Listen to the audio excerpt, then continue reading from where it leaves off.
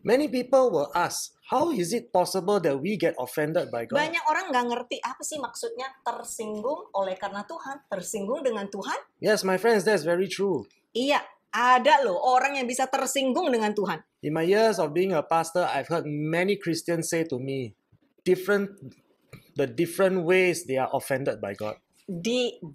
Ini ya puluhan tahun aku jadi pendeta ya, banyak sekali aku dengar para Kristen dengan berbagai cara dan alasan sebetulnya mereka sedang tersinggung dengan Tuhan.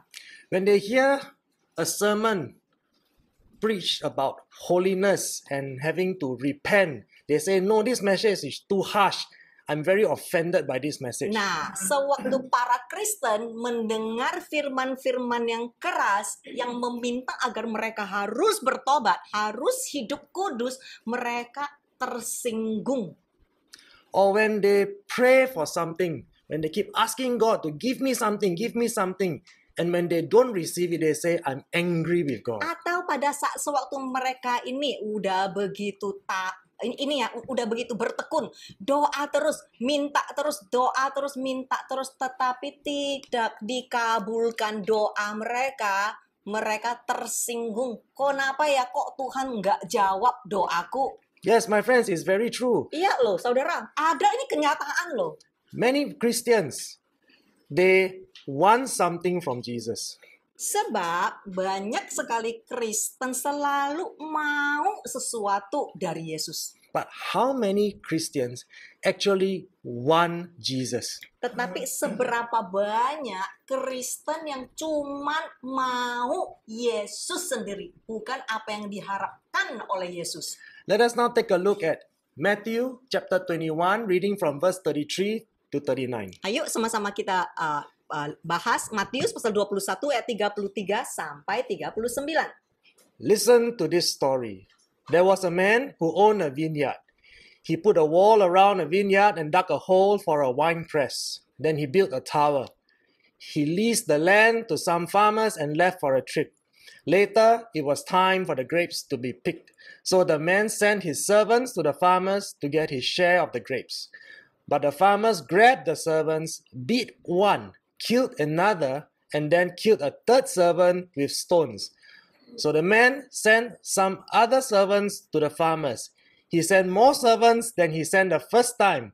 But the farmers did the same thing to the servants that they had done before. So the man decided to send his son to the farmers. He said, the farmers will respect my son. But when the farmers saw the son, they said to each other, this is the owner's son. This vineyard will be his. If we kill him, then his vineyard will be ours. So the farmers grabbed the son, threw him out of the vineyard, and killed him. Dengarkan cerita ini. Ada seorang laki-laki yang memiliki kebun anggur. Dia membuat tembok di sekeliling kebun anggur itu dan menggali lubang untuk tempat pemerasan anggur. Kemudian dia membangun sebuah menara. Dia menyewakan tanah itu kepada beberapa petani dan berpergian. Setelah itu sudah waktunya buah anggur dipetik. Maka orang itu mengutus hamba-hambanya kepada para petani untuk mendapatkan bagiannya dari buah anggur itu. Tetapi para petani menangkap hamba-hamba itu, memukul yang satu dan membunuh yang lain, dan kemudian membunuh hamba yang ketiga dengan batu. Maka orang itu mengutus beberapa hamba lain kepada para petani itu. Dia mengirim lebih banyak pelayan daripada yang dia kirim pertama kali. Tetapi para petani melakukan hal yang sama kepada para pelayanan seperti yang telah mereka lakukan sebelumnya. Jadi orang itu memutuskan untuk mengirim putranya ke petani. Dia berkata, para petani akan menghormati anak saya. Tetapi ketika para petani melihat anak laki-laki itu, mereka berkata satu sama lain, ini adalah anak laki-laki pemilik. Kebun anggur ini akan menjadi miliknya jika kita membunuhnya. Maka kebun anggurnya akan menjadi milik kita. Maka para petani itu menangkap anak itu, melemparkannya keluar kebun anggur dan membunuhnya. Now Matthew chapter 21, reading from verse 40 to 45. Ayo kita baca satu lagi di Matius pasal 21 ayat 40 sampai 45. So what will the owner of the vineyard do to these farmers when he comes? The priests and leaders said, he will surely kill those evil men. Then he will lease the vineyard to some other farmers. They will give him his share of the crop at harvest time. Jesus said to them, surely you have read this in the scriptures. The stone that the builders did not want became the cornerstone. The Lord did this, and it is wonderful to us. Ja- So I tell you that the kingdom of God will be taken away from you. It will be given to people who do the things God wants in his kingdom. The person who falls on this stone will be broken, but if the stone falls on him, he will be crushed. The leading priests and the Pharisees heard these stories that Jesus told. They knew he was talking about them. Jadi apa yang akan dilakukan pemilik kebun anggur itu kepada para petani ini ketika dia datang? Para imam dan pemimpin berkata, ia pasti akan membunuh orang-orang jahat itu. Kemudian dia akan menyewakan kebun anggur itu kepada beberapa petani lain. Mereka akan memberinya bagiannya dari hasil panen pada waktu panen. Yesus berkata kepada mereka, belum pernahkah kamu baca dalam kitab suci?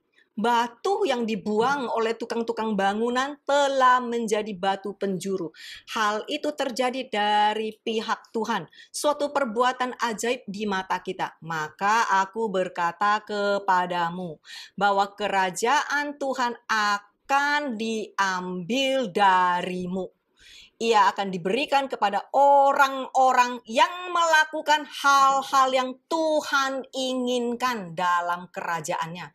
Dan barang siapa jatuh ke atas batu itu, ia akan hancur. Dan barang siapa ditimpa batu itu, ia akan remuk. Ketika imam-imam kepala dan orang-orang Farisi mendengarkan perumpamaan-perumpamaan Yesus, mereka mengerti bahwa merekalah yang dimaksudkannya. Let us pray. Ayo sama-sama kita berdoa. Father, we have just read your word in this parable. Ya Tuhan, kami baru saja membaca firman-Mu dari cerita di Alkitab ini. Yes, Lord, come and fill us with your Holy Spirit. Penuhi setiap kami oleh Roh Kudus-Mu. Come and teach us your word this evening. Ajarilah setiap kami firman-Mu. Let us not continue in this life with our own wisdom. Biar kita tidak lagi menjalankan kehidupan ini dengan kehebatan kita masing-masing. Because we know that our wisdom is nothing but foolishness to you. Sebab kehebatan dan hikmat setiap kita adalah kebodohan di mata-Mu. So Lord, grant us your wisdom. Tolong berikan setiap kami hikmat-Mu Tuhan. Let your Holy Spirit teach us your word tonight. Biar Roh Kudus-Mu sendiri yang mengajarkan setiap kami cara-Mu, firman-Mu. Give us understanding to your word Berikan setiap kami pewahyuan atas kebenaran firman-Mu. so that we can have the breakthrough that we need. Biar kami bisa mendapatkan terobosan yang kami inginkan. So that your word can continue to bring healing and restoration in our life. Firman-Mu terus-menerus akan menyembuhkan dan memulihkan kehidupan kami. Let there be a genuine transformation Biar according to your word. ada terjadi perubahan yang murni oleh karena firman-Mu. Let us now be inspired by your truth. Biar setiap kami tergerak dan dibangun oleh karena firman-Mu. Do not allow your children here at RGM to continue to live in deception. Jangan izinkan putra-putrimu terutama yang ada di RGM ini hidup di dalam dusta lagi. We thank you, Father, that you continue to walk with us. Terima kasih Tuhan, Engkau teruslah memimpin kami. It is you that nurture us. Engkau sendirilah yang mendidik kami. It is you that provide for us. Biar Engkau sendiri juga yang menyediakan buat umat-Mu. We thank you for the success and the victory in this life. Terima kasih atas sukses dan kemenangan yang akan kami terima. Because no matter what happens, we know in you we shall be victorious. Sebab apapun yang terjadi di hadapan kami tahu asalkan kami benar-benar mengikuti Engkau, kemenangan akan terjadi di kehidupan kami. And in Jesus' name, all of God's children say, Dan di dalam nama Tuhan Yesus, sama-sama yang percaya kami katakan, Amen. Amin. Yes, my friends, according to this parable, we know that Jesus is talking about the Jewish people and their religious leaders. Jadi saudara, tadi cerita perumpamaan yang tadi saudara bicarakan, sebetulnya Yesus sedang membahas tentang orang-orang Yahudi dan pemimpin-pemimpin agama mereka di zaman itu. So my friends, do you know why from the very beginning until Christ appeared on this earth, why did the Jewish people continue to reject his teaching?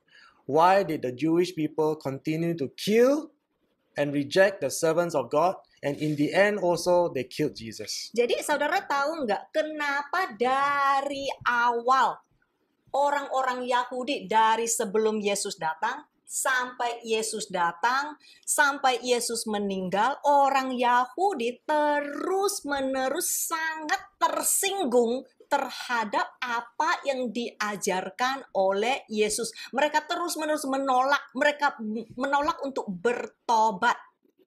They continue to reject the word of God. They continue to reject Jesus because they are very offended. Mereka terus-menerus tidak pernah mau menerima, selalu menolak karena mereka sangat tersinggung terhadap apa yang dikatakan oleh Yesus. And instead of obedience, they choose to get offended and refuse to repent because they believe that they are the descendants of Abraham. Mereka lebih memilih untuk tersinggung daripada bertobat karena mereka percayanya begini. Aku kan keturunan Abraham. What do I mean by they believe that they are descendants of Abraham? Apa sih maksudnya mereka percaya mereka adalah keturunan Abraham? The Jewish people believe that because they are Abraham's descendants, they are already saved. They don't have to go to hell. Sebab orang Yahudi percaya asalkan mereka adalah keturunan Abraham, keselamatan sudah terjamin di tangan mereka. Mereka tidak akan pernah masuk ke neraka karena mereka adalah keturunan Abraham dan pasti mereka masuk surga. So throughout the ages, all of them, through different generations, they are convinced that they are already saved for eternity. Jadi dari generasi ke generasi, dari masa ke masa, mereka terus percaya, dari abad demi abad mereka terus percaya karena aku adalah keturunan Abraham, makanya aku sudah diselamatkan, pasti masuk surga. So this is the deception of man. Inilah penipuan manusia. What did Jesus say? Apa sih yang Yesus katakan? In Matthew chapter 3 verse 9 to 10, Ayo sama-sama kita lihat Matius pasal 3 ayat 9 sampai 10. Scripture says, "Don't just say to each other, we are saved, for we are descendants of Abraham. That means nothing, for I tell you, God can create children of Abraham from these very stones.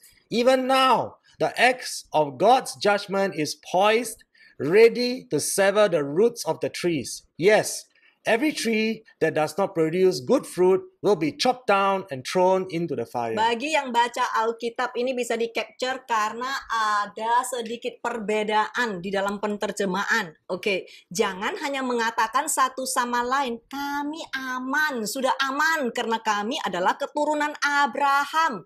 Itu tidak berarti apa-apa karena aku berkata kepadamu, Tuhan dapat menciptakan anak-anak Abraham dari batu-batu ini. Bahkan sekarang kapak penghakiman Tuhan sudah siap, sudah tersedia untuk memotong akar-akar pohon. Iya, setiap pohon yang tidak menghasilkan buah yang baik akan ditebang dan akan dibuang ke dalam api. So according to scripture, Jadi sesuai dengan firman yang satu ini ya, yang tadi saudara baru baca. what do you think Jesus is saying to these Jewish people? Maksudnya apa sih? Apa yang Tuhan Yesus sedang sampaikan kepada orang Yahudi? Jesus is saying, do not pride yourselves on having Abraham for your spiritual father. Yesus sedang berkata, jangan langsung menjadi sombong dan bangga. Pokoknya Abraham kan ini nenek moyangku atau ayah rohaniku. But rather, be ashamed that you inherit his blood but not His holiness. Tetapi seharusnya engkau merasa malu sebab engkau mewarisi darahnya tetapi tidak mewarisi karakter kekudusannya. And likewise, in these present times, Sama seperti zaman sekarang. Now, okay. many Christians, when they say they receive Christ, Banyak sekali Kristen sewaktu mereka berkata mereka sudah terima Kristus, they inherit the name as children of mereka God. mewarisi nama sebagai anak-anak Tuhan. They proclaim salvation. Yes, I'm saved by the blood of Christ. Mereka mendeklarasikan dan mewartakan keselamatan dan berkata, aku sudah selamat oleh karena darah Yesus. But through their worthless declarations, you can see that they do not reflect the character of Tetapi Christ. mereka cuma tahu mewartakan, cuma tahu mendeklarasikan, tetapi karakter mereka tidak mencerminkan Kristus. So in the context of scripture, from the parable that we just read, Jadi dalam konteks kitab suci yang barusan kita baca, can you see who are the wicked and evil vineyard tenants in these present times? saudara bisa ya ambil dari cerita itu langsung maju ke dunia sekarang. Saudara bisa kira-kira mendapatkan siapa sih penyewa kebun anggur yang jahat itu? Bisa nggak? They continue to reject the word and they crucify Christ over and over again. Penyewa kebun anggur itu adalah orang-orang yang jahat di zaman sekarang yang terus-menerus menolak firman Tuhan. Pada saat mereka menolak firman Tuhan, mereka juga menyalibkan Kristus berulang kali.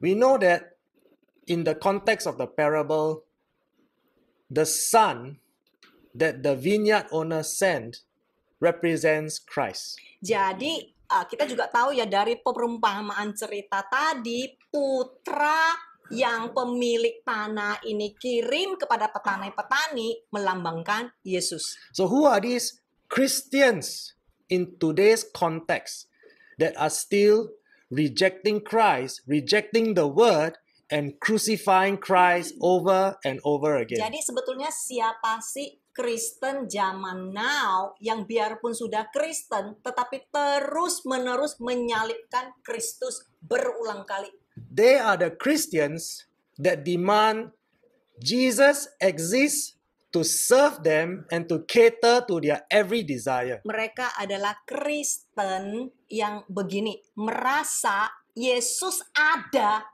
karena untuk menggenapi apa yang mereka mau. They insist that Jesus must serve me. Mereka yang ngotot Yesus ada untuk agar bisa memberikan apa yang aku mau, melayani aku. Terbalik. Whatever I demand from Jesus, He must give it to me. Jadi apapun yang aku doain, apapun yang aku inginkan, Dia sebagai Tuhan yang sayang kepada aku harus memberikan kepadaku. And after they follow this kind of teaching, the prosperity teaching, Dan mereka terus mengejar ini teologi kemakmuran semacam ini. as many of you know, it is called the Word of Faith movement, where they teach you prosperity, spiritual power, and perfect health. Jadi inilah teologi kemakmuran yang terus-menerus ngotot. Jadi Kristen harus makmur. Jadi Kristen harus sembuh. Gak ada penyakit di dunia. And many of them, Sunday after Sunday, they go to church. They always declare, more money, more power, more healing. Jadi kerjaannya di gereja tiap minggu. Ya kayak begitu. Deklarasikan lebih banyak uang, lebih banyak bisnis. Semua penyakit sembuh. So what happens, my friends? Apa yang terjadi setelah itu? What happens when they pray that God will bless their business and their business go bankrupt? Apa yang terjadi sewaktu engkau sudah doa agar Tuhan memberkati usahamu, tetapi usahamu bangkrut? What happens when they pray, God, give me perfect health, but then they're stricken with cancer? Apa yang terjadi sewaktu engkau sudah doa dan doa, Tuhan berikan aku kesehatan yang mantap, tiba-tiba dapat kabar kena kanker. Because these churches and the pastors there teach them, If you are a Christian, you can never fall sick. Sebab setiap kali kamu diajar oleh pendeta dan mendengar, pokoknya asal kamu Kristen, kamu nggak mungkin dapat penyakit. When Itu you kan are- yang kamu dengar kan? When you are a Christian, you must be rich because God is rich. Apalagi engkau sering diajar kalau kamu itu Kristen, kamu harus kaya karena Allah Bapamu kaya. Itu kan yang sering kamu diajarin kan? So when they lose their business, they become bankrupt. Sewaktu jemaat uangnya habis, bangkrut, apa yang terjadi? They don't blame their pastor. Mereka tidak menyalahkan pendetanya loh. They don't get offended with their pastor. Mereka nggak tersinggung dengan pendetanya. They continue to give a lot of money Mereka terus-menerus memberi dengan motivasi serakah. because they are told the more you give, the more God will bless you. Karena mereka diajarkan semakin engkau memberi, semakin engkau akan menerima. So they give until they have no more. Ya udahlah, tak kasih terus dengan pengharapan begitu engkau kasih akan balik lagi. And from there, what happens? Apa yang terjadi, saudara? They become offended with God. Mereka tersinggungnya sama Tuhan. They get angry with God. Mereka marahnya sama Tuhan. God, why don't you bless me? Kenapa Tuhan kau tidak memberkati I aku? give so much money. Aku sudah mati-matian menabur. Why don't you bless me? Kenapa engkau tidak memberkati aku? Why don't you make me rich? Kenapa engkau tidak membuat aku jadi kaya raya? And when they get stricken with cancer, Dan kalau mereka kena penyakit kanker they contoh, say, God, you promised me perfect health. mereka akan tersinggung kepada Tuhan dan marah dan berkata, Tuhan engkau berjanji aku ini kalau ikut kamu, kalau aku jadi Kristen harus sehat, sejahtera, tidak boleh kena penyakit, tidak pernah kena penyakit. God, you promised me my life will be perfect when I receive Christ. Tuhan engkau berjanji segala sesuatu akan menjadi baik bagiku, hidupku lancar, mulus jikalau aku jadi Kristen. Yes, my friends, in RGM, we all already know that God never promised these things. Saudara, di RGM setiap kita sudah tahu, baca Alkitab baik-baik. Semua ini bukan janji Tuhan. But many Christians out there who are deceived, instead of getting angry with their pastors that lied to them, they get angry with God. Tetapi banyak sekali Kristen yang tertipu oleh ajaran-ajaran sesat. Kalau hal terjadi tidak sesuai dengan kehidupan mereka, mereka tersinggung dengan Tuhan. And many Christians get offended by God because they feel that the word of God is too condemning. Dan ada juga ya dari sisi lain, ada juga orang Kristen yang tersinggung oleh Tuhan karena mereka menganggap firman Tuhan terlalu menghakimi. Whenever they hear a verse like in Romans 6:23, the wages of sin is death and you must repent, they get very offended. Sewaktu mereka mendengar ya di firman Tuhan ya, upah dosa adalah maut, mereka langsung merasa, kenapa kok begitu kejam? Tersinggung. Why are they offended, my Kenapa friends? sih tersinggung? They get offended because they do not like what they hear. Mereka tersinggung karena mereka tidak suka apa yang mereka dengar. Why is it that when they hear the word repent, they feel so condemned? Kenapa sewaktu orang-orang mendengar satu kata bertobat, tiba-tiba rasanya kok menghakimi aku? They feel that these words are so harsh. Kenapa kok tiba-tiba kalau disuruh bertobat ya, tiba-tiba engkau merasa kok kayaknya kasar ya sama aku ya? Why do you think when they hear a message of holiness, they say, this kind of message is really too condemning? Kenapa ya kok Kristen ya, kalau diajarin engkau harus hidup benar, hidup kudus, kok tiba-tiba ngerasanya, aduh aku kayaknya dihakimin ya. Kenapa? God said, be holy because I'm holy. They say, no, this is too condemning. Tuhan berkata ya, engkau harus hidup kudus sebab aku adalah Allahmu yang kudus. Jawaban Kristen, mana mungkin aku bisa kudus? And when they hear the message again from another preacher, God says, be holy. They say, why is this God keep repeating himself? Terus ya, kalau ada dengar ya khotbah disuruh terus, engkau harus hidup kudus, engkau harus hidup kudus. Jawaban mereka, kenapa ya kok diulang-ulang terus? But whenever they go to church and when they hear more blessing, more money, they never feel that it's boring. Tapi kalau ke tempat yang dimana, pokoknya makmur ya, lebih banyak uang ya, nggak pernah bosan, mau denger terus, ya udah soal lui mau denger terus, oke? Every Sunday, more money, more money. Ya, tiap minggu kan you dengar kan lebih banyak duit, you nggak bosan kan? They will never say why my pastor keep repeating Nggak every pernah Sunday kan the same bilang, thing. Kenapa sih kok ulang terus soal lu ulang nggak apa? They will say, yes, more money, more Ya, money. mereka akan bantu ulangin. Iya, lebih banyak duit, duitnya lebih banyak. You see, we all understand that this is the teaching of the world. Bisa melihat saudara begitu sesatnya cara dunia dan pengajaran dunia. Let us read Hebrews chapter 6 verse 4 to 6. Ayo sama-sama kita lihat kebenaran firman Tuhan Ibrani pasal 6 ayat 4 sampai 6. For it is impossible to bring back to repentance those who were once enlightened, those who have experienced the good things of heaven and shared in the Holy Spirit, who have tasted the goodness of the Word of God and the power of the age to come. And when they turn away from God, it is impossible to bring such people back to repentance. By rejecting the Son of God, they themselves are nailing him to the cross once again and holding him up to public shame.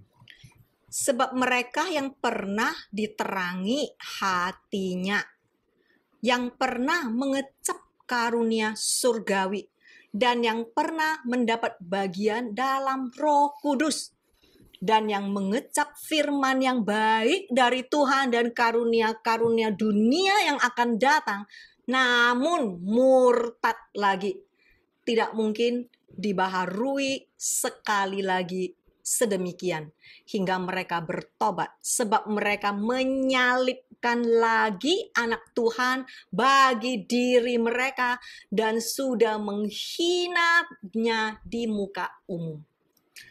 So we know for a fact that scripture is referring to the Christians that are unrepentant. Jadi ini ya bagian firman ini sedang mengacu kepada orang Kristen yang menolak untuk berubah, menolak untuk hidup bertobat. These are the hypocrites that Ini serve in the ministry. adalah orang-orang Kristen yang munafik yang sudah melayani di pelayanan.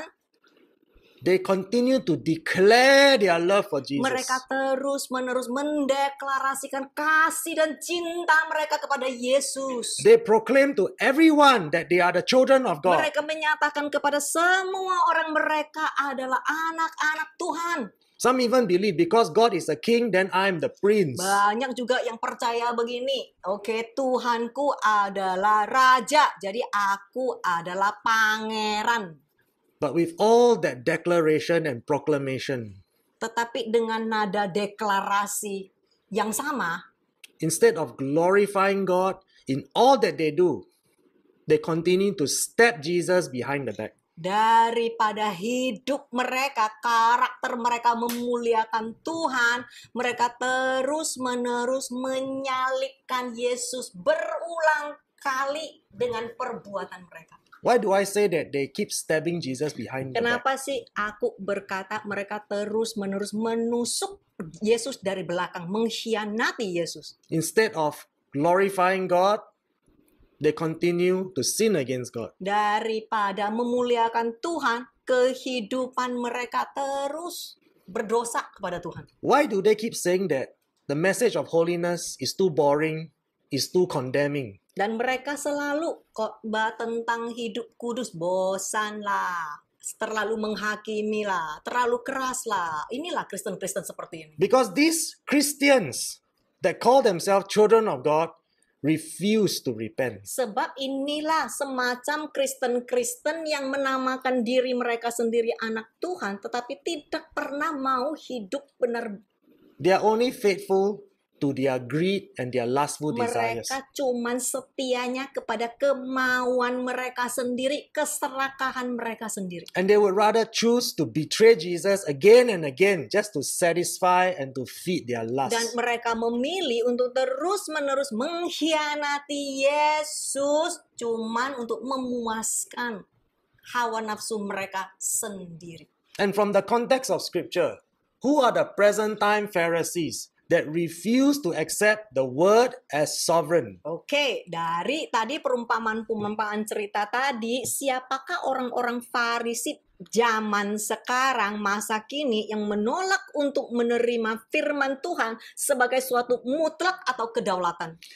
Because when we read the parable, the Pharisees knew in their hearts Jesus is talking about them. Sebab tadi kita baca di perumpamaan ya, orang-orang Farisi mereka tahu loh Yesus sedang mengatakan tentang diri mereka. Mereka sadar itu mereka. So who are these Pharisees and hypocrites in today's Nah, context? kita bawa itu cerita di masa kini, siapakah yang ditunjukkan orang-orang semacam Farisi zaman sekarang? Who are these people that refuse to accept the word of God? Siapakah orang-orang yang memilih untuk menolak firman Tuhan sebagai kedaulatan? Let me ask you a very simple question. Saya mau bertanya ya, sangat sederhana pertanyaan saya. Why is it that there are so many different preachers with so many different types of teaching today? Kenapa sih kok begitu banyak berbagai macam khotbah, teori, dan cara penyampaiannya juga beda-beda? Kenapa? I know that there are many versions of the Bible, Ya, saya tahu versi Alkitab ada beberapa. but isn't it the same Bible? Tetapi bukankah sebetulnya maksudnya sama? If it's just that one Bible and if it is the same Bible, then why are there so many different types of teaching? Jikalau cuma satu Alkitab, satu cerita, kenapa bisa keluar versinya berbagai macam raga? Why is there teaching like, oh, once you receive Christ, all you have to do is believe and you are already saved. Once saved, always sih saved. kok bisa keluar muncul teori semacam ini? Pokoknya terima Yesus aja. Sekali engkau ini mengaku dosa, udah langsung kalau ada apa-apa masuk surga. Kenapa kok bisa jadi begitu? Why is there such a movement called the Word of Faith movement? Kenapa sih kok bisa ada terjadi suatu gerakan yang pokoknya imannya berkelebihan, apa yang mereka inginkan bisa didapatkannya? That is so commonly practiced by the charismatics and the Pentecostals. Yang begitu banyak disanjung tinggi oleh denominasi karismatik atau Pentakostal. Why is it that the Presbyterians and the Methodists, they don't practice Word of Faith movement? Kenapa ada juga Presbyterian dan Metodis yang tidak mengikuti teologi kemakmuran semacam ini? Saudara pernah berpikir? We are all reading the same Bible, right? Setiap kita seharusnya membaca Alkitab yang sama, kan? Why is there so many different styles and different teachings? Kenapa sih kok keluarnya jadi bisa berbeda-beda? And why is there this teaching on hyper grace? Dan kenapa kok tiba-tiba bisa muncul kasih karunia yang berkelebihan? Where they teach you, once you receive Christ, you no need to repent anymore. You are already forgiven. Kasih karunia berkelebihan, pokoknya asal udah terima Tuhan Yesus, mau dosa, mau selingkuh, mau bunuh, mau apapun, tidak apa-apa, pokoknya sudah selamat, sekali selamat, selamanya selamat. There's no law. Nggak ada lagi hukuman, You are under grace. engkau dibawa kasih karunia, pokoknya titik. And many people love this kind of teaching. Banyak pengikutnya, banyak orang suka kayak begitu. Because even the sins they have not yet committed are already forgiven. Karena dijanjikan, bukan cuma dosamu yang lalu diampuni, bahkan dosa yang belum engkau lakukan, yang akan nanti engkau lakukan juga sudah diampuni. So we know these are strange teachings. Begitu aneh, bukan?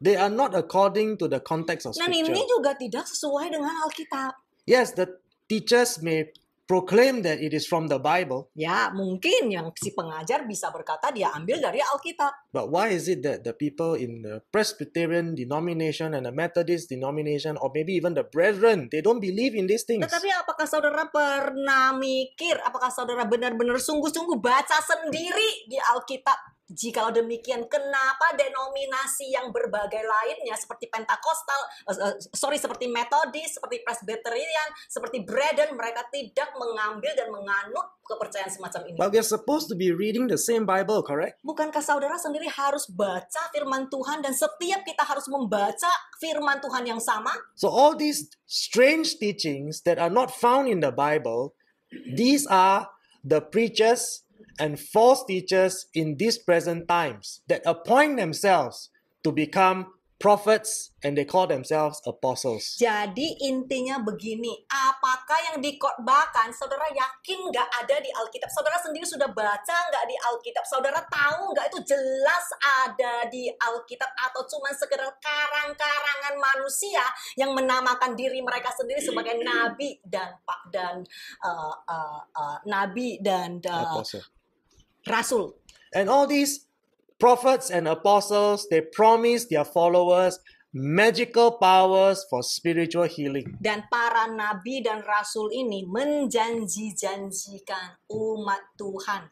Pokoknya semuanya sukses di dunia ini. They promise their followers powers to attain glory. Mereka bahkan menjanjikan pengikutnya ada suatu kuasa, ini magic yang akan membuat mereka mendapatkan kemuliaan.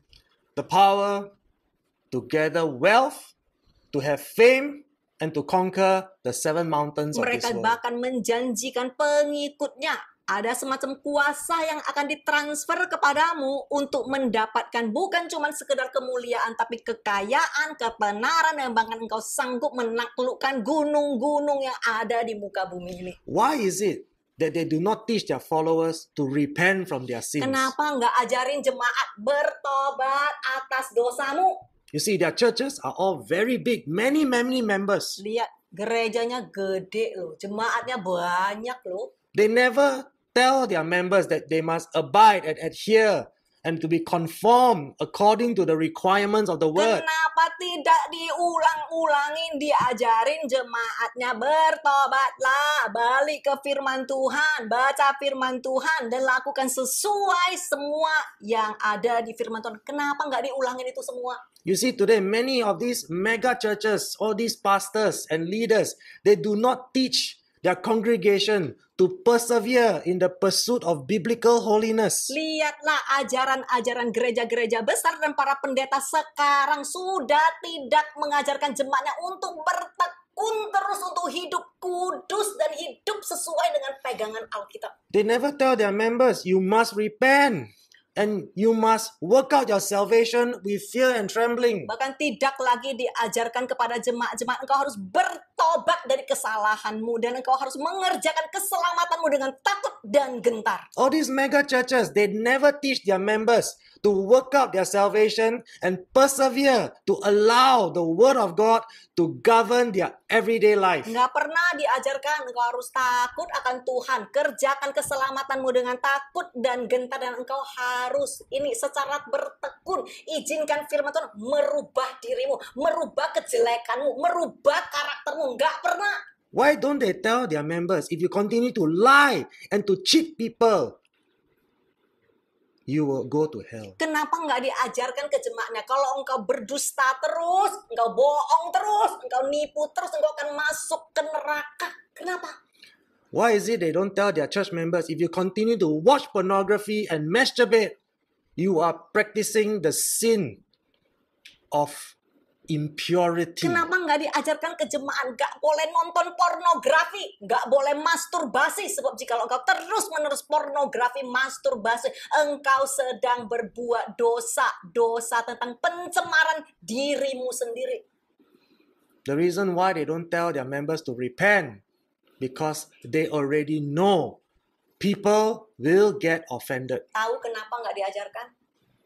Karena setiap kita tahu yang diajarkan begini terus, jemaat akan tersinggung. The greatest fear for all these mega churches is that they are so afraid their membership will decrease. Hal yang paling menakutkan untuk gereja-gereja besar adalah kehilangan jemaat. So instead of preaching the truth according to the context of scripture, they start to preach that type of message that will increase their membership and their collection. Jadi daripada memberitakan kebenaran mutlak kepada jemaat, mereka memilih untuk memberitakan sesuatu yang akan meningkatkan kuantitas jemaat. They promise unconditional salvation. Mereka menjanjikan keselamatan yang terjamin. They say to their members, God is love. Just believe. That's all you need to do. Mereka diajarkan Tuhan adalah kasih. Titik, nggak ada yang lain lagi. Cuman kasih satu kata doang, titik. Dan ya, Tuhan sayang sama kamu, akan memberikan kepadamu apa yang engkau mau. Udah, stop, full stop di situ. There's no need to repent. Engkau tidak perlu bertobat, tidak perlu berubah. Just come as you are. Ya, cukup datang aja beribadah. God will accept you because He loves you. Apapun dosamu, gimana pun kelakuanmu, pasti Tuhan akan menerimamu. You see, these messages, they are seemingly bringing comfort to many people. Lihatlah, begitu nyaman kedengarannya, betul? But in the long run, Tetapi di akhirnya, they are eventually leading their members to destruction. semua jemaat-jemaat dibawa menuju kebodohan dan kebinasaan. Because they tell their members, I'm not saying it's okay to sin, but even if you do sin, you know that on Judgment Day, Jesus will just sprinkle His blood on you and all is forgiven. Mau tahu apa yang dibagikan? Yang dibagikan begini, aku nggak ngomong loh, ya engkau boleh berdosa loh. Nggak ngomong seperti ini. Ya, tetapi walaupun jikalau engkau berdosa, nanti di hari penghakiman Yesus cuman akan ini sembur ya, sembur darahnya, percik darahnya kepadamu. Ya udah, darahnya udah menguduskan kamu. So Udah. Beres. when people hear that, they are very happy. Sewaktu orang mendengar hal-hal seperti ini begitu gampang, wah semuanya semangat dan sangat senang. Yes, I'm already saved. Iya, aku selamat. I will never lose my Iya, salvation. aku tidak akan kehilangan keselamatanku. If I can lose my salvation, means Jesus died for nothing. Kalau aku bisa kehilangan keselamatanku, akhirnya Yesus mati untuk apa? They don't know they are being deceived. Mereka tidak tahu. Mereka telah tertipu karena tidak baca firman Tuhan kan?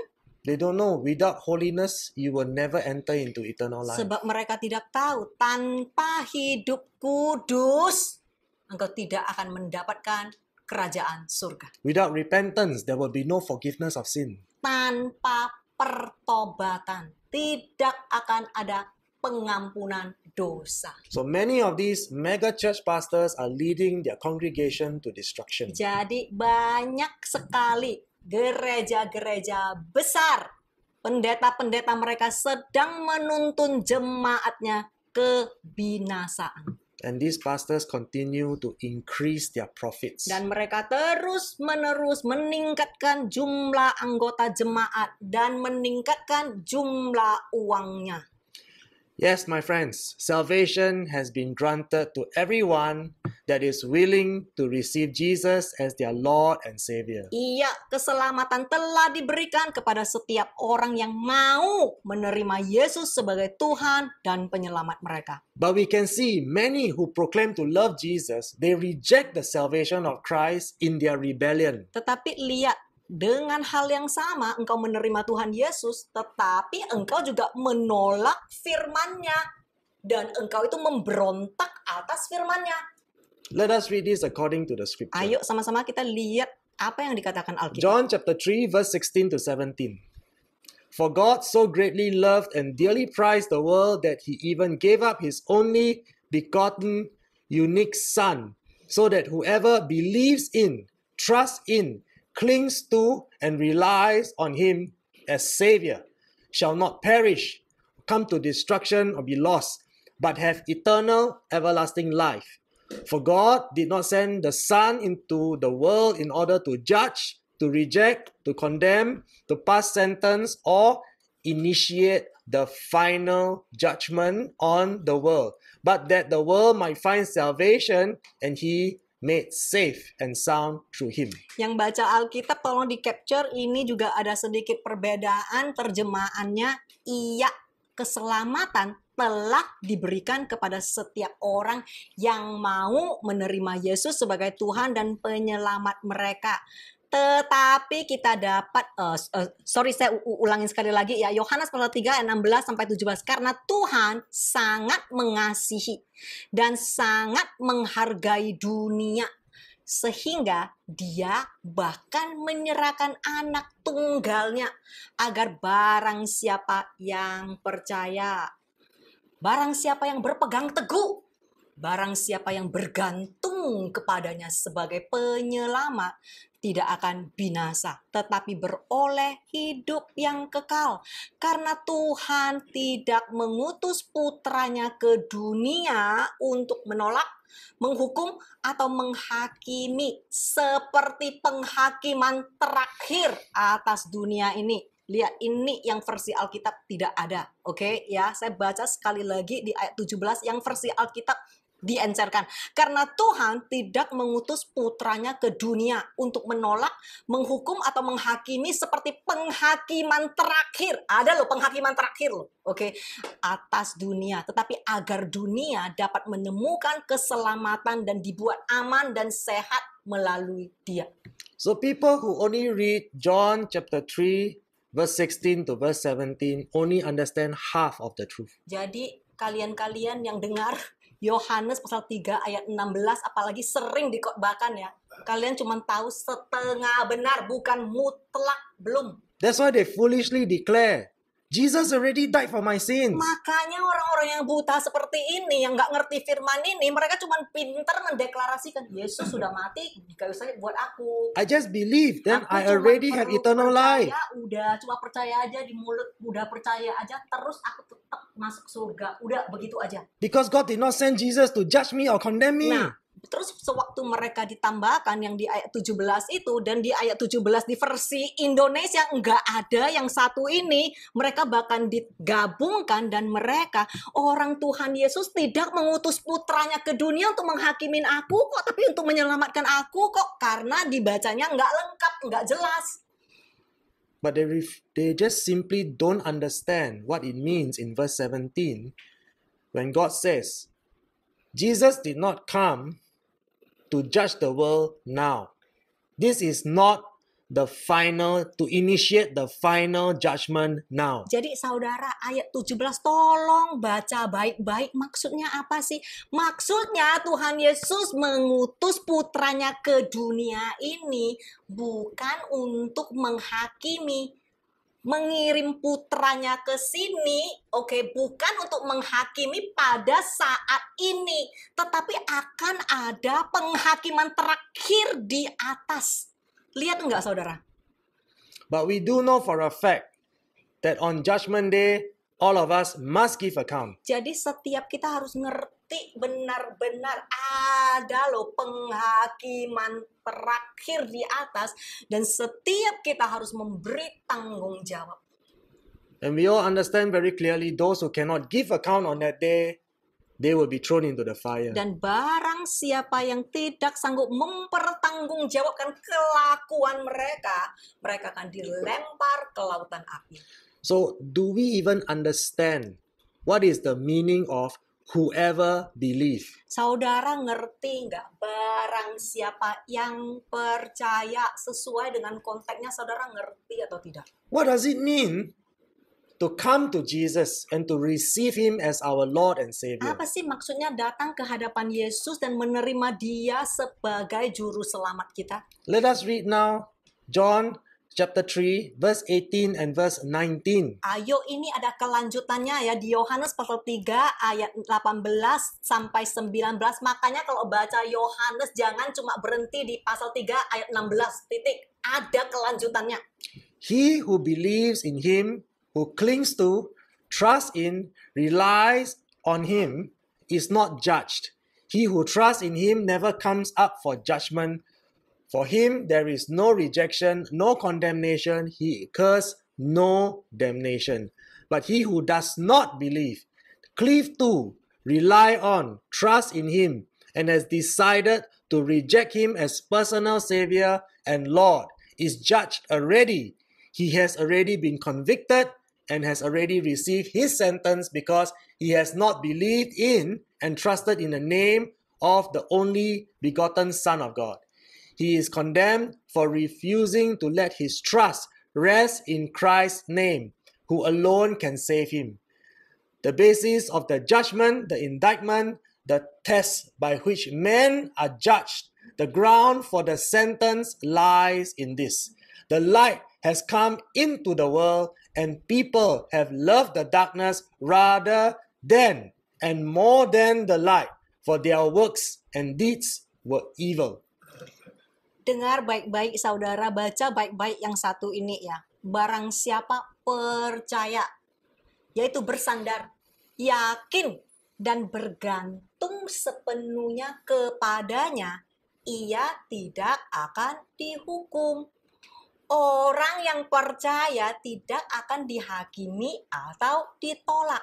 Dengar baik-baik. Tetapi barang siapa yang tidak percaya, apa sih tidak percaya di sini? Tidak melekat, tidak bergantung, tidak yakin kepadanya. Ia telah berada di bawah hukuman sebab ia tidak percaya dalam dan menolak nama anak tunggal Tuhan yang satu-satunya dapat menyelamatkan. Penghakiman dan hukuman manusia terletak pada hal ini. Oke, di Alkitab juga beda. Jadi tolong lihat yang jelas-jelas ayat 19. Penghakiman dan hukuman manusia terletak pada hal ini. Firman Tuhan berkata, terang telah datang ke dunia. Tetapi orang-orang lebih suka ke kegelapan daripada terang. Karena perbuatan pekerjaan mereka jahat. So you see, my friends, many people say they believe in Jesus. Banyak sekali orang mengaku, aku percaya kepada Yesus. But the context of believe means they cleave to Jesus. Tetapi apa sih percaya di sini? Saudara udah bisa baca jelas-jelas. Percaya itu artinya melekat. Those who does not believe means they do not cleave to Jesus. Lihat saudara, engkau baca sendiri tertulis di firman-Mu, barang siapa yang tidak percaya, artinya barang siapa yang tidak melekat, nggak peduli engkau ngaku sendiri engkau Kristen atau bukan, melekat atau tidak. What is the real meaning of cleave to Jesus? Apa sih artinya melekat kepada Yesus? It means that we are joined to Christ as one. Melekat itu artinya dua menjadi satu. Will Christ cheat people? Apakah Kristus akan nipu orang? Will Christ lie to people? Apakah Kristus bohong dan ajarin kamu bohong? Will Jesus masturbate and watch Apakah pornography? Kristen masturbasi dan pornografi? Will Jesus cheat people out of their money? Apakah Yesus nipu orang serakahkan duit? Will Jesus get offended? Apakah Yesus tersinggung terus? Will Jesus get angry and Apakah quarrel? Yesus marah-marah terus berantem, cari orang berantem terus, cara pasanganmu berantem terus? How can we say we believe when we do not cleave and have the character of Christ? Lihat saudara sendiri ini terpapar di depan layar. Gimana engkau bisa mengaku engkau percaya jika engkau bahkan tidak pernah melekat? So please read the Bible and understand the context of Tolong Scripture. baca firman Tuhan yang jelas dan ngerti.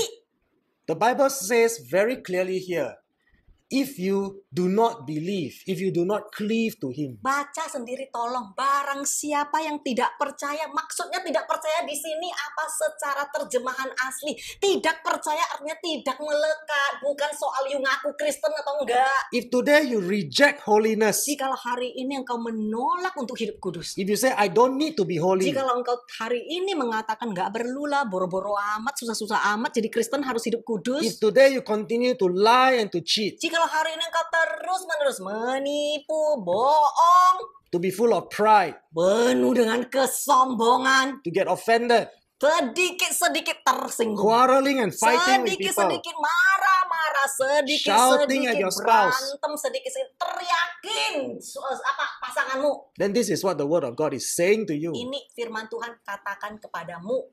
If you have decided not to cleave to Jesus, Jikalau engkau sudah membuat keputusan tegas untuk tidak melekat kepada Kristus, it means you have decided that you don't want to become one with Jesus. artinya engkau sudah memilih tidak mau menjadi satu dengan Kristus. And that means you do not believe. Artinya engkau sama dengan orang yang tidak percaya, belum percaya. And because you do not believe, you have decided to reject Him as your personal Lord and Dan Savior. oleh karena engkau memilih untuk tidak percaya, engkau sendiri yang sudah menolak ajarannya, engkau menolak dia sebagai penyelamatmu. And because you have chosen to reject Christ, you have rejected His salvation. Dan engkau sudah menolak Kristus, yaitu firman Tuhan. Engkau sendiri sudah memilih untuk menolak keselamatannya. And the Bible says here, you are already condemned. Dan firman Tuhan di sini jelaskan, engkau langsung masuk di dalam kategori yang terhakimi. Now you finally understand why when people hear the word of God, when they read the Bible and the Bible says to them, repent from your sins, they feel condemned. Sekarang saudara ngerti kenapa sewaktu engkau dengar, engkau disuruh bertobat, engkau tiba-tiba merasa tertuduh, merasa dihakimi? First is because they refuse to repent. Pertama, karena memang hatimu nggak mau berubah, They have no nggak intention. mau bertobat. No intention to repent. That's why they get offended. Nggak mau, makanya mereka tersinggung. And because of that, the Bible says, they are already condemned. Oleh karena itu, dari firman ini dikatakan orang seperti ini mereka sudah dihakimin. And the basis of their condemnation and judgment is this. The light has come into the world, but they prefer to live in sin and live in darkness, and they choose to reject the light. Jadi di sini kita diajarkan seperti ini. Penghakiman dan hukum manusia terletak pada teori yang satu ini. Oke. Jadi Tuhan Yesus menunjukkan yang satu ini dikatakan terang telah datang ke dunia. Tetapi orang-orang lebih suka yang gelap daripada terang. Karena perbuatan mereka jahat.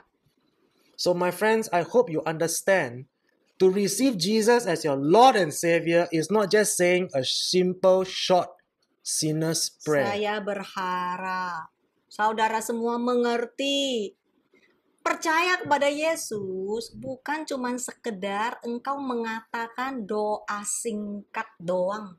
Berhenti di situ, tidak berhenti di situ. When you say you receive Jesus as your Lord and Savior, it means you are willing to cleave to Him, to become one with Him, and to reject all your sinful practices. Sewaktu engkau menerima Tuhan Yesus, ya, mendoa ini sinner's prayer, ya, doa pertobatan itu cuman langkah pertama. Artinya apa sih? Langkah pertama, kamu sudah menentukan di kehidupanmu, engkau mau mulai ikutin ajaran Dia sehingga engkau bisa melekat kepada Dia. It is not the kind of prayer that you pray to receive Christ. Bukan sekedar engkau cuma doa pertobatan, setelah itu udah beres. It is what you do after you have said that prayer. Tetapi masalahnya terletak lebih jauh lebih lagi setelah engkau berdoa semacam itu, doa pertobatan. Setelah itu, apa yang engkau lakukan di dalam kehidupanmu setelah itu? After you've said the sinner's prayer, are you willing to repent? Apakah setelah engkau doa pertobatan, setelah itu hidupmu selangkahnya adalah hidup yang mau dirubah, mau bertobat dan melekat kepada Yesus? After you said the sinner's prayer, are you willing to cleave to Christ, to become one with Him? Setelah engkau berdoa, doa pertobatan, apakah engkau mau merubah hidupmu sehingga hidup ini terus-menerus mau lekat kepada Kristus? For we have already read according to John chapter 3, verse 18 and 19. Sebab saudara sudah baca tadi apa yang harus saudara lakukan di Yohanes pasal 3 ayat 18 sampai 19. Masalahnya banyak sekali orang berhenti di ayat 16. This is not my theory or my interpretation. Saudara lihat baik-baik, ini bukan karanganku, ini bukan teoriku. Saudara baca sendiri di layar. As you can see, we don't even have to interpret what God is saying. Lihat saudara sendiri, engkau baca benar-benar cari versi yang tepat. Engkau bahkan tidak perlu menafsirkan firman Tuhan. Semua udah jelas dipaparkan. It is already proven in Scripture that those who do not allow the Word of God to govern their lifestyle and to conform their minds to His Word has rejected Christ as their Savior. Sudah sangat jelas dikatakan orang-orang nggak peduli ngakunya agama Kristen atau bukan. Biarpun engkau Kristen tapi engkau menolak untuk hidup diatur oleh firman Tuhan, engkau sudah menolak Kristus. If we say we have received Christ as our Lord and Savior, will we be so foolish to say, I have my right to practice my free will? Jikalau engkau beneran berkata engkau percaya kepada Yesus, engkau benar-benar hidup melekat kepada Kristus, apakah engkau masih begitu bodoh mau ngotot ini adalah hak hidupku? When we say we have received Christ as our Lord and Savior, it means we must cleave to Him, become one with Him, conformed by His word. Sebab sewaktu engkau mengaku engkau orang percaya, engkau akan melekat kepada Dia. Melekat itu artinya apa? Apapun yang kamu lakukan, karaktermu akan menyesuaikan diri dengan Dia. I must be governed by the Holy Spirit. Aku harus ditundukkan. Aku harus merubah bentuk agar bentukku lebih menyerupai Dia. I should not be practicing my free will. Aku sudah tidak bisa lagi seenak maunya. Kalau mau marah ya marah, kalau mau berantem ya berantem. Because my free will cause me to sin. Karena hak bebasku ini akan membuat aku masuk di dalam dosa. Only when I'm governed by the Holy Spirit, conformed to His word, then I will stop sinning. Cuman jikalau aku izinkan dibentuk dan ditundukkan oleh Tuhan, di situ aku baru bisa bebas dari dosa. So God is saying, according to Scripture, that these people who refuse to repent, they are condemned and judged by their own rebellion and their disobedience. Jadi Tuhan sedang berkata, orang-orang yang menolak semacam ini sebetulnya bukan Tuhan yang menghakimi mereka. Mereka sendiri yang memilih dengan tegas untuk menolak dan akhirnya mereka dihakimi. They are condemned and judged because of their own rebellion, because they prefer to continue to be angry and offended, full of their pride. Mereka akhirnya akan dihakimi dan didakwa dan dihukum karena mereka sendiri yang memilih. Sebab hak bebas mereka berkata, iya kalau aku marah ya aku marah, kalau aku tersinggung ya aku tersinggung. Ini adalah hak bebasku. Tidak pernah hidup dibentuk, dirubah oleh Yesus. They deceive themselves thinking that they are saved. Dan mereka menipu diri mereka sendiri dari kebenaran dan berpikir, pasti aku selamatlah. But this is what God is saying to them. Sedangkan Tuhan jelas-jelas berkata kepada mereka, When you continue to indulge in your sin, engkau terus-menerus you reject the light. melakukan hal-hal yang dosa, engkau menolak terang. You love the darkness more than the Engkau light. begitu cinta kegelapan daripada terang. You choose to reject Christ Engkau sendiri yang sudah memilih untuk menolak Kristus. because you refuse to cleave to Him. Sebab engkau menolak untuk melekat dengan Dia. So why did God send His Son? Jadi, untuk apa Tuhan mengirim putranya? Do you understand what is John 3:16? Saudara ngerti nggak Yohanes pasal 3 ayat 16 yang begitu kebanyakan orang kita udah ngerti lah. Let us understand John 3:16 by reading 1 John chapter 3 verse 8. Saudara kalau mau ngerti Yohanes pasal 3 ayat 16, saudara harus mengerti 1 Yohanes pasal 3 ayat 8. Jesus is saying to us very clearly, Yesus berkata kepada setiap kita sangat jelas. the one who practices sin, separating himself from God and offending Him by acts of disobedience, indifference, or rebellion is of the devil and takes his inner character and moral values from Him, not God. For the devil has sinned and violated God's law from the beginning, and the Son of God appeared for this purpose, to destroy the works of the devil. Orang yang mempraktekkan dosa ini juga beda dengan versi Alkitab, jadi bisa di-capture. Orang yang mempraktekkan dosa memisahkan dirinya dari Tuhan dan menyinggung Dia dengan ketidaktaatan, ketidakpedulian, dan pemberontakan berasal dari iblis dan mengambil karakter batinnya dan nilai-nilai moral dari dia, bukan Tuhan. Karena iblis telah berdosa dan melanggar hukum Tuhan sejak semula. Anak Tuhan muncul untuk tujuan ini, untuk menghancurkan pekerjaan iblis. So God has already sent Jesus to die for us. Jadi Tuhan sudah mengirim Yesus untuk mati buat kita. He has already forgiven us our sins. Dia mati untuk mengampuni dosa kita. But if we continue to reject the light and sin against God, Tapi jikalau setelah kita diampunin, kita terus-menerus menolak terang dan selalu berbuat dosa, then it means that we have rejected God's salvation. artinya kita sudah menolak keselamatan Kristus. Because God said, I have already destroyed the work of the devil. That is the reason why I was sent to this earth to die on the cross. Sebab Tuhan berkata, Dia sudah menghancurkan semua pekerjaan iblis. Dengan tujuan itu Dia datang ke dunia ini. That's why when Jesus says it is done, it means that I have destroyed the work of the devil. Makanya sewaktu Dia ada di kayu salib, Dia berkata, sudah tergenapi. Apa sih maksudnya sudah tergenapi? Pekerjaan iblis sudah dihancurkan oleh Yesus. And this means that we no longer have to live under the bondage and the oppression of sinful practices. Ini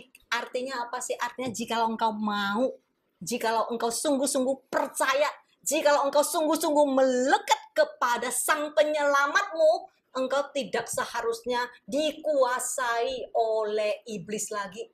But many people will say, oh no, that is so difficult. How can I be living a life that is without sin? It cannot be done. Tapi lihatlah, bahkan Kristen berkata seperti ini, nggak mungkin, mana mungkin aku bisa hidup benar, mana mungkin aku bisa hidup kudus, mana mungkin aku tidak berdosa. Sulit. Let us look at Titus chapter 2 verse 11 to 13. Ayo sama-sama kita baca Titus pasal 2 ayat 11 sampai 13. It is important that you understand the context of this scripture. Sangat penting untuk saudara ngerti apa yang bisa saudara lakukan lewat konteks dari firman. The grace of God is not cheap grace. Sebab kasih karunia Tuhan tidaklah murahan. The grace of God has appeared, bringing salvation to all people. It educates and convicts us so that we can live sensible, ethical, and godly lives right now by rejecting ungodly lives and the desires of this world. At the same time, we wait for the blessed hope and the glorious appearance of our great God and Savior, Jesus Christ. Kasih karunia Tuhan telah muncul, membawa keselamatan bagi semua orang. Kasih karunia itu mendidik, menginsyafkan kita agar kita dapat menjalani kehidupan yang berakal sehat, beretika, dan saleh saat ini dengan menolak kehidupan yang tidak saleh dan semua keinginan dunia ini, dengan menantikan penggenapan pengharapan kita yang penuh bahagia dan pernyataan kemuliaan Tuhan yang maha besar dan juru selamat kita, Yesus Kristus. So we already know Jesus has brought salvation to all of us who are willing to repent. Kita semua sudah tahu Yesus sudah mendatangkan keselamatan bagi semua orang yang bersedia bertobat. Jesus already destroyed the bondage of sin in our lives. Yesus juga sudah menghancurkan semua belenggu dosa di dalam kehidupan kita. So according to these verses we know He gave us salvation Jadi as dari well firman ini kita tahu Dia memberikan kepada kita keselamatan dan juga as the sufficient amount of grace to reject and overcome our sinful desires. jadi keselamatan itu diikut sertai dengan kasih karunia yang begitu besar yang menyanggupkan kita untuk menolak yang fasik, menolak yang dosa. But what do we see in these present times? Tetapi buktinya apa yang kita lakukan setelah kita menerima keselamatan? We see many Christians still continue to live in sin. Kita lihat para Kristen setelah menerima keselamatan menyalahgunakan kasih karunia Tuhan dan tetap melakukan hal-hal sesuai bebas mereka berdosa. They say that they are under grace, but they refuse to repent and practice the grace of God to reject their sinful practices. Semua pada mengatakan aku di bawah naungan kasih karunia, tetapi mereka tidak mengerti kasih karunia itu justru diberikan kepada manusia untuk menolak dosa. They would rather get offended by the word of God and feel condemned while they are dwelling in their sinful pleasures. Dan sewaktu firman Tuhan menegur mereka, mereka bahkan tersinggung oleh firman Tuhan. So we know for a fact, Jesus said they will eventually perish because they are of the devil. Jadi dari ayat tadi yang sudah dibaca, firman Tuhan berkata, orang-orang sedemikian, mereka tidak berasal dari Tuhan.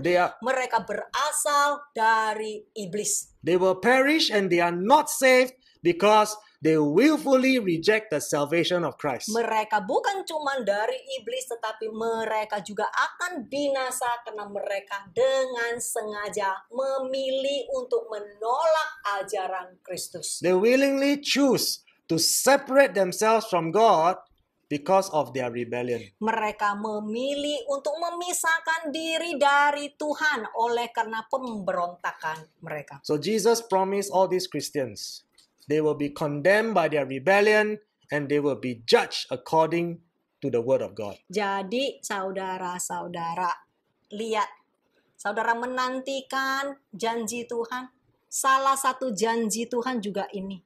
Orang-orang semacam demikian, tidak peduli mereka ngaku sendiri sudah Kristen, sudah pelayanan, sudah jadi pemimpin, Tuhan akan menolak mereka dan akan melempar mereka ke lautan api. So all of us here at RGM, we know that we can await the blessed hope and the glorious appearance of our great God and Savior, Jesus Christ. Saudara-saudari yang ada di RGM, setiap kita tahu, kita akan menantikan pengharapan yang penuh berkat dan penampakan mulia dari Tuhan. We are assured of our salvation because we continue to repeat and to practice Matthew 19:17. Saudara mau tahu keselamatan saudara akan terjamin jikalau saudara terus-menerus ulang-ulangin dan mempraktekkan Matius pasal 19 ayat 17. Because Jesus says only those who obey His commands will enter into eternal Sebab life. firman Tuhan berkata cuman untuk orang-orang yang taat kepada firman-Nya yang akan masuk ke surga. 1 Timothy chapter 1, 9 to 11, we understand this. The law isn't established for a righteous person, meaning godly, obedient, and governed by the written word, but for people who live without laws, the unrepentant, and without obeying any authority, those who reject and rebel against the written word of God. They are the ungodly and the sinners. They are people who are not spiritual and nothing is sacred to them, and they are constantly living in their sinful desires. They kill and abuse their fathers and mothers and murder and abuse others. They are people, heterosexuals, who are sexually unfaithful, meaning adulterers and fornicators that are practicing free sex, and people who have intercourse with the same sex, which is homosexuals, LGBT. They are kidnappers, meaning slave traders, liars, individuals who give false testimonies in court, and those who do anything else that is opposed to sound teaching, meaning the false teachers and their cult followers. And sound teaching agrees with the glorious gospel of the blessed God that has been trusted to me. 1 Timotius pasal 1 ayat 9 sampai 11. Kami memahami ini. Hukum tidak didirikan untuk orang benar, saleh, taat, dan diatur oleh firman tertulis. Tetapi untuk orang yang hidup tanpa hukum, tidak bertobat, dan tanpa mematuhi otoritas apapun. Mereka yang menolak dan memberontak terhadap firman Tuhan yang tertulis. Mereka adalah orang fasik dan pendosa. Mereka adalah orang-orang yang tidak rohani dan tidak ada yang suci bagi mereka. Terus-menerus hidup dalam keinginan mereka yang berdosa. Mereka membunuh dan menganiayai ayah dan ibunya, dan membunuh dan menganiayai orang lain. Mereka adalah orang-orang heteroseksual yang tidak setia secara seksual, penjina yang mempraktekkan seks bebas, dan orang-orang yang berhubungan seks dengan sesama jenis, homoseksual, LGBT.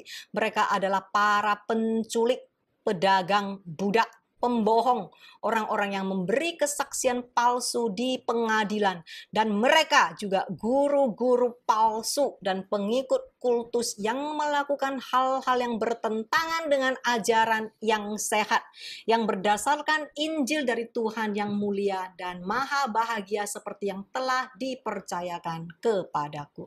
Yes, my friends, I know we are not saved by the laws of Moses. Iya, kita tidak diselamatkan oleh hukum Musa. We are redeemed by the sacrifice of Christ. Kita ditebus oleh pengorbanan Kristus. He is our Jewish Messiah, our Savior. Dia adalah Mesias kita. Only those who obey the word will never be condemned by the laws and the commandments. Tetapi hanya mereka yang mentaati firman yang tidak akan dihakimi dan dihukum. Those who obey shall be established in right standing by the commands and the teachings, which is the righteousness of Christ. Orang-orang yang taat akan dianggap benar di hadapan Tuhan. We know we cannot earn our salvation by merits of our good works. Kita tahu kita tidak bisa mendapatkan keselamatan kita tanpa menerima Yesus cuman karena perbuatan baik kita. Tidak dapat. But we also know that it is not just believe and do nothing. Tetapi seimbang, setelah kita terima, setelah kita percaya, banyak yang harus kita lakukan, bukan cuma sekedar bibir percaya doang. Because we know in Deuteronomy 6:25, it will be considered righteousness for us, that is right standing with God, if we are careful to observe all His commandments before the Lord our God, just as He, Jesus the Word, has commanded us. Ulangan pasal 6 ayat 25 itu akan dianggap kebenaran bagi kita di hadapan Tuhan jika kita berhati-hati untuk mematuhi semua perintah ini di hadapan Tuhan kita.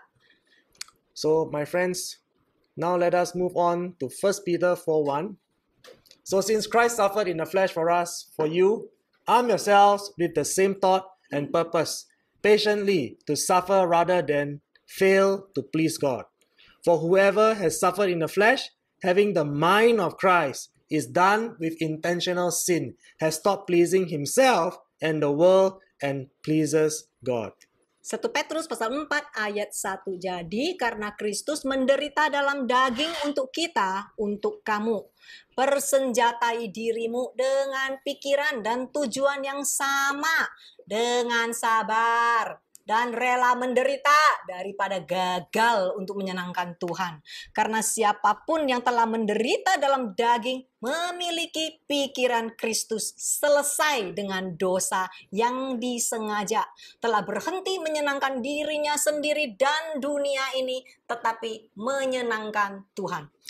You see, my friends, again and again, God is repeating to us, it is better to patiently suffer rather than fail to please God. Lihatlah, diulang lagi di sini. Lebih baik engkau belajar sabar dan menderita daripada engkau gagal menyenangkan Tuhan. To suffer means to have the mind of Christ, meaning that we must be shaped and molded by the teaching of Christ according to Scripture. Menderita apa sih artinya? Artinya engkau memiliki pikiran Kristus. Artinya hidupmu dibentuk dan diatur oleh ajaran Kristus. And our thoughts and actions must be governed by the word, which is Christ. This is what it means to cleave to Christ. Jadi pikiran dan perasaan kita dibentuk oleh Kristus. Itu loh artinya melekat dengan Kristus. To be cleaved to Christ also means to put on Christ and never allow the flesh to control our desires. Melekat dengan Kristus juga artinya memakai Kristus, yaitu menahan ataupun kedagingan kita ditundukkan. That means those who cleave to Christ, who are conformed by the word, will reject sin. They will reject lust, they will reject pride, they will reject anger. Jadi orang yang mengenalkan Kristus, yang hidupnya diatur oleh Kristus, mereka akan menolak kesombongan. Mereka akan menolak marah-marah. Mereka akan menolak tersinggung. So my friends, the scripture is very clear. Jadi saudara, firman Tuhan sangatlah jelas. We must stop getting offended by the discipline and the correction of the word. Setiap kita harus berhenti tersinggung oleh didikan firman Tuhan. We are not saved by our own good works. Kita tidak diselamatkan dengan kehebatan kita sendiri. It is written that we are saved when we actually stop sinning. Di firman Tuhan dikatakan kita sudah diselamatkan dan keselamatan kita terjamin pada saat kita taat kepada Sang Penyelamat. So let us now learn to obey. Ayo belajar sama-sama, belajar untuk taat. When you say you believe Jesus, you receive Him as your Lord and Savior, it means you are willing to cleave unto Him. Sewaktu engkau mengaku, engkau percaya. Sewaktu engkau mengaku, engkau terima Tuhan Yesus. Sama dengan artinya, mulai sekarang hidupmu harus melekat kepadanya. So let us now obey the word and be assured of our salvation. Ayo sama-sama kita mulai taat kepada firman-Nya agar keselamatan kita semua terjamin. Shall we pray? Ayo sama-sama kita berdoa.